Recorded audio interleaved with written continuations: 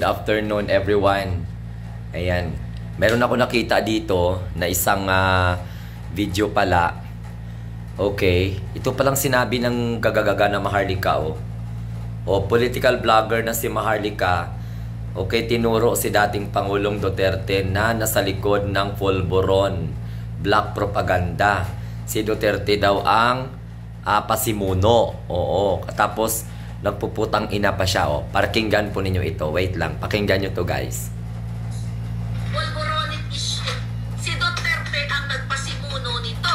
Narinig nyo kanina. Sinalampak ko lang itong mismong galing sa PIDEA. Putangin nyo. PIDEA leaks. Ayan. Sabi ni Sas. Polvoronic issue. Si Duterte ang nagpasimuno nito. Narinig nyo kanina. Sinalampak ko lang itong mismong galing sa PIDEA. Parang may katok si Maharlika, no? Tingnan mo, tingnan mo. Parang may katok talaga na babae ba? Ulit. Polvoronic issue. Si Duterte ang nagpasimuno nito.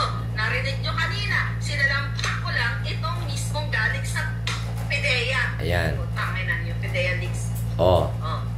Sabi ni Sas. Ikaw talaga, Rodrigo Duterte, Ikaw talaga. Si Duterte ang nagpasimuno nito. Narinig. Ikaw talaga, Rodrigo Roa Duterte, ang pasimuno niyan. Kaya nga po si Maharlika naging tralala at naging gaga. Hala kayo dyan.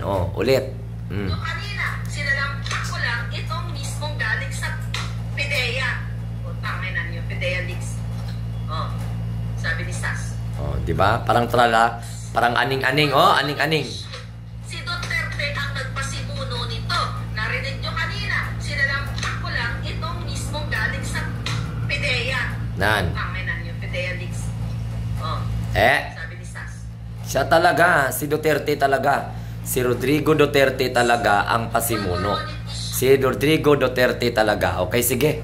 Bye-bye. Have a nice day and God bless everyone.